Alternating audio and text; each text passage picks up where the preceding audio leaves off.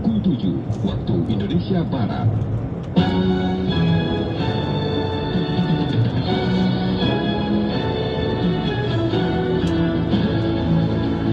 Dari Medan Merdeka Barat 45 Jakarta, inilah Radio Republik Indonesia dengan Warta Berita bersama saya Ale Rohani dan saya Rudi Zain.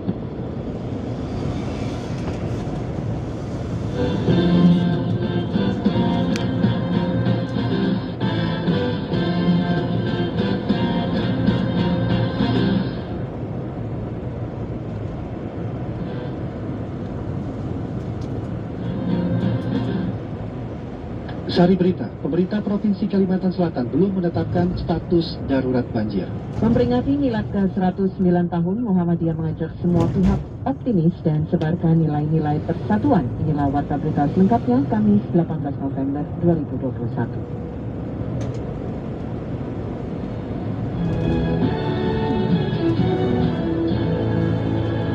Pendengar, mengawali Warta Berita pagi ini, kami sampaikan sekilas berita.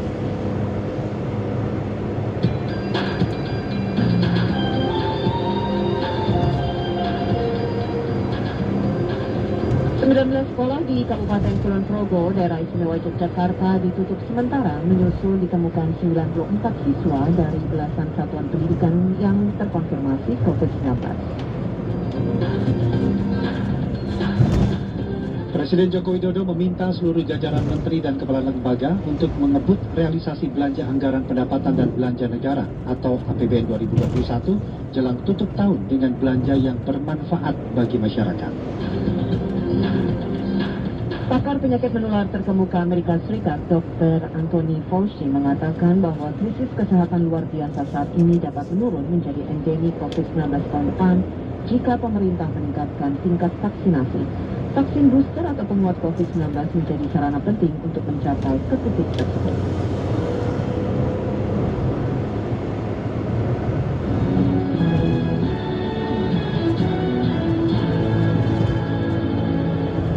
Meski telah merendam 3 kabupaten, pemerintah Provinsi Kalimantan Selatan belum menetapkan status darurat banjir. Namun Badan Penanggulangan Bencana Daerah mengakui potensi banjir di Kalimantan Selatan tahun ini kemungkinan lebih parah dibandingkan dengan sebelumnya. Kami hadirkan laporan Aulia Rahman. Di 5 kabupaten yang sudah kami berikan bantuan di kantong-kantong bencananya yang kita jadi bencana alam ini, sudah kabupaten di Kalimantan Selatan mengalami bencana banjir pekan ini. Ketiga kabupaten itu yakni Balangan, Hulu Sungai Tengah, dan Hulu Sungai Selatan. Banjir terparah masih terjadi di Kabupaten Hulu Sungai Tengah dengan merendam 1.100 rumah dan berdampak pada 2.000 lebih kepala keluarga. Meski 3 kabupaten telah mengalami banjir, namun BPBD Provinsi Kalimantan Selatan menyebutkan bahwa daerah ini belum masuk dalam status darurat banjir. Namun Kabid Kedaruratan BPBD Kalimantan Selatan, Abri, mengakui potensi banjir di wilayah ini kemungkinan bisa lebih parah dibandingkan dengan banjir di awal tahun 2021 lalu. Hal tersebut berdasarkan perakiraan dari BMKG karena adanya efek La Nina. Provinsi Kalsel belum menetapkan. Nanti kita masih mengkaji. Memang syaratnya minimal 20%. Kalau kita bisa. Kita belum melakukan pengakhiran dari karhutla. Nanti kita lakukan pengakhiran dulu dari darurat karhutla, baru kita masuk ke proses pengakhiran, baru masuk pada saluran. Kita lagi kaji itu, tentunya agar kebijakan itu benar-benar memang sesuai dengan kondisi nyatanya. Sementara, Taruna Siaga Bencana Dinas Sosial Kalimantan Selatan membuka dapur umum untuk masyarakat terdampak banjir dengan menyiapkan 2.000 bungkus makanan sekali masak di wilayah terparah, yakni di Kabupaten Hulu Sungai Tengah. Kasih Perlindungan Sosial Korban Bencana Alam Dinas Sosial Kalimantan Selatan, Ahmadi, menjelaskan Dinas Sosial sudah mengantisipasi adanya bencana dengan memperkuat bantuan barang persediaan logistik pada Dinas Sosial di kabupaten kota yang rawan terjadi bencana dengan nilai sebesar 100 juta rupiah. Penguatan-penguatan telah kami lakukan. Pertama adalah untuk kondisi logistik di 5 kabupaten yang sudah kami berikan bantuan di kantong-kantong bencananya yang kita jadi bencana alam ini, sudah kami lakukan untuk perkuat bantuan logistik, kemudian peralatan keluarga dan lain sebagainya sudah ada kami dekatkan di masing-masing di kabupaten kota di 5 kabupaten itu, dan nantinya tambahan di kabupaten lain bila mana itu akan terjadi bencana lagi. Banjir banjir di Kalimantan Selatan dengan ketinggian air bervariasi dari 30 hingga 70 cm merupakan banjir yang kedua kalinya, di mana sebelumnya pada Januari 2021 lalu juga melanda sejumlah kabupaten kota. Sementara pantauan di lapangan, kondisi banjir di Kabupaten Balangan sudah berangsur surut, sementara Kabupaten Hulu Sungai Selatan dan Hulu Sungai Tengah masih terendam.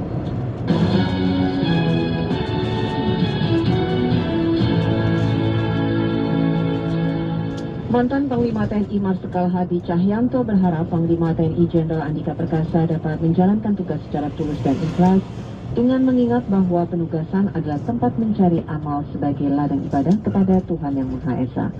Sementara itu, Panglima TNI Jenderal Andika Perkasa menegaskan bahwa dirinya akan memberikan yang terbaik dan tentu akan mengikuti arahan Presiden Republik Indonesia yang merupakan Panglima tertinggi di tanah air. Laporan disampaikan selengkapnya oleh Pradik Tarhadi.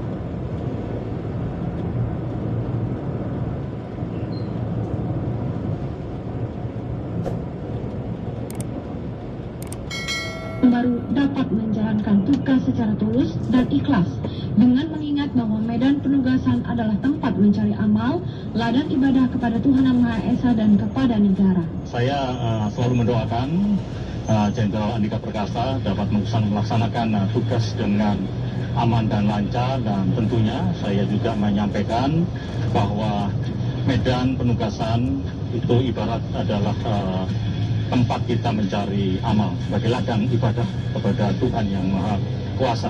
Oleh sebab itu kita akan bisa melaksanakan tugas dengan tulus dan ikhlas demi tugas pokok yang diberikan kepada kita. Sementara itu, Panglima TNI Jenderal Andika Perkasa menegaskan bahwa dirinya akan memberikan yang terbaik dan tentu akan mengikuti arahan dari Presiden Republik Indonesia yang notabene Panglima tertinggi di tanah air.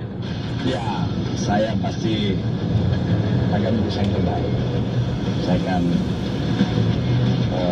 mengikuti arahan dari Presiden sebagai Panglima tertinggi, saya akan yang terbaik.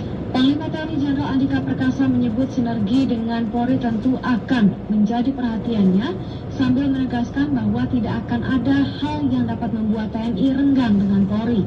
Interaksi antar kedua instansi menurut Andika akan semakin diperbanyak bahkan hingga ke tataran bawah. Masa jabatan Andika sebagai Panglima TNI juga tidak akan panjang, mengingat dirinya akan purna tugas di penghujung tahun mendatang jika tidak ada pengajuan perpanjangan masa jabatan dari Presiden Republik Indonesia.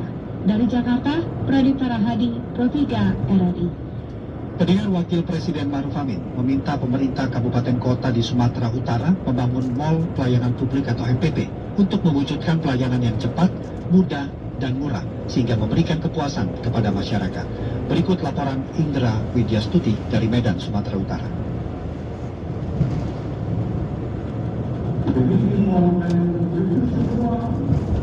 Pemerintah terus berupaya meningkatkan pelayanan publik kepada masyarakat, salah satunya dengan membangun Mall Pelayanan Publik atau MPP.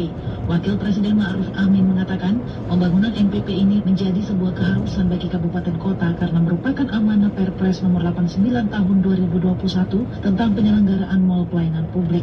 Wapres meminta kabupaten kota di Sumatera Utara membangun MPP untuk mewujudkan pelayanan yang cepat, mudah, dan murah sehingga memberi kepuasan kepada masyarakat. Apalagi menurutnya sampai saat ini belum ada kabupaten kota di Sumatera Utara yang mendirikan MPP.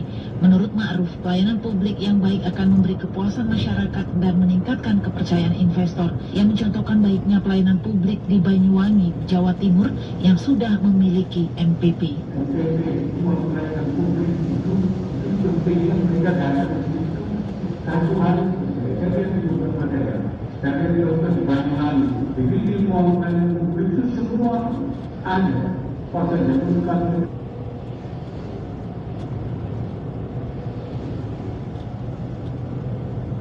Jadi semua masalah perjalanan, bahkan masalah apalagi sertifikasi, segala itu.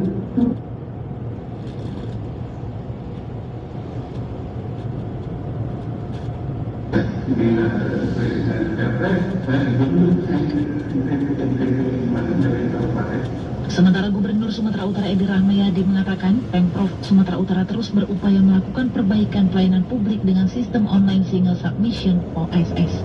Layanan publik yang dilakukan oleh Provinsi Sumatera Utara mengenai submission dan produksi OSS ini juga perlu belajar dan sekaligus terus dan harus benar-benar kita fokus karena hal ini sangat sulit kepada rakyat kita yang berada pada digitalisasi depan dan akan terus diberikan.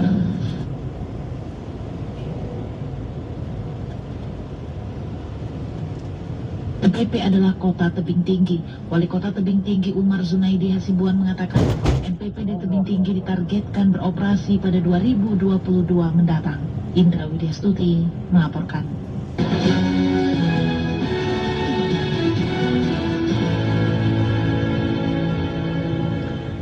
Terima kasih Anda masih menyimak Warta Berita Produksi Pusat Pemberitaan Program 3 Radio Republik Indonesia. Memperingati milad ke-109 tahun, Muhammadiyah mengajak semua pihak untuk optimis dan menyebarkan nilai-nilai persatuan. Informasi tersebut selengkapnya kami hadirkan dalam sesi laporan khusus Pro 3 bersama Alfred Stuter. Laporan khusus. Laporan khusus. Laporan khusus. Semangat optimistik harus kita sebarluaskan dalam kehidupan bangsa dan negara. Hari ini pimpinan Pusat PP Muhammadiyah memperingati miladnya yang ke-109 tahun. Optimis hadapi pandemi COVID-19 dan komitmen menebar nilai utama menjadi tema yang dipilih pada tahun ini. Ketua Umum PP Muhammadiyah Profesor Dr. Haidar Nasir mengatakan, optimistis dalam menghadapi pandemi mesti diimbangi dengan kedisiplinan menerapkan protokol kesehatan dalam keseharian. Haidar mengajak agar seluruh anak bangsa menghindari benih-benih perpecahan yang menyebabkan keretakan persatuan dan kesatuan. Ia juga mengajak agar semua pihak senantiasa mengembangkan nilai-nilai keutamaan seperti gotong royong dan tolong-menolong. Alhamdulillah Indonesia sedang mengalami penurunan, tetapi kita semua harus tetap waspada. Semangat optimisme ini harus didukung oleh, selain kita konsisten menjaga kedisiplinan dan kebijakan-kebijakan untuk recovery, kita harus membangun kebersamaan. Sementara itu Sekretaris Muhammadiyah Agung Danarto menjelaskan acara resepsi milad bakal digelar dengan konsep hybrid, yakni memadukan pertemuan tatap muka secara terbatas dengan prokes yang ketat di Sportium di Universitas Muhammadiyah Yogyakarta, UMY, dan daring yang ditayangkan di TVMU, YouTube Muhammadiyah Channel, serta platform resmi Muhammadiyah lainnya. Presiden Joko Widodo menurutnya juga akan hadir secara daring dalam peringatan milad ini. Insya Allah nanti akan diselenggarakan secara daring, yang diselenggarakan tatap muka itu di Sportium Universitas Muhammadiyah Yogyakarta. Tapi kalau yang online-nya akan diikuti oleh seluruh pimpinan Persyarikatan Muhammadiyah dari pusat, wilayah, daerah, cabang, ranting, termasuk amal usahanya. Selain itu, pada peringatan hari jadinya tahun ini, Muhammadiyah juga akan memberikan penghargaan kepada insan-insan persyarikatan yang berjasa besar untuk bangsa dan negara. Agenda tersebut dikonfirmasi langsung Ketua Panitia Milad 109 tahun Muhammadiyah, Muhammad Yamin. Pertama, kategori kesehatan dan kemanusiaan untuk rumah sakit, kemudian relawan.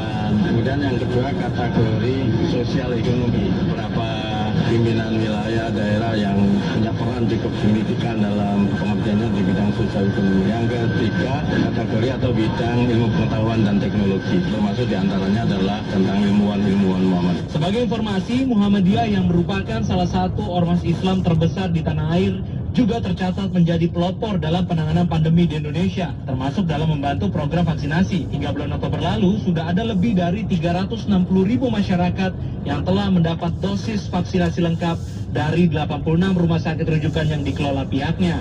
Dari Jakarta, Alfred Stuter, Pro 3 RRI.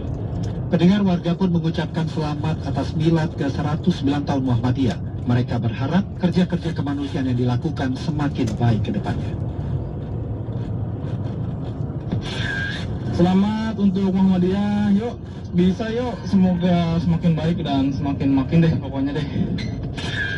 Saya Sarah, sebagai warga, saya berharap semoga Muhammadiyah semakin terdepan dalam membantu keselamatan masyarakat, apalagi di tengah pandemi ini ya. Saya sebagai warga mengucapkan selamat Maulid untuk Muhammadiyah. Semoga semakin baik segala upaya-upaya membantu masyarakat yang membutuhkan. Pendengar, komentar RRI pagi ini menyoroti 109 tahun Muhammadiyah. Komentar akan disampaikan oleh editor senior Pro 3 RRI, Widi Kurniawan.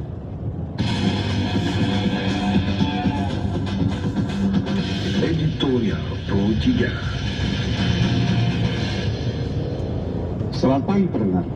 Kalau kita pernah menyaksikan film Sang Pencerah tentang kisah Kiai Yahya Ahmad Dahlan saat mendirikan Muhammadiyah yang diperankan oleh Leman Sardi, maka kita dapat membayangkan semangat awal pendirian organisasi masyarakat keagamaan Muhammadiyah.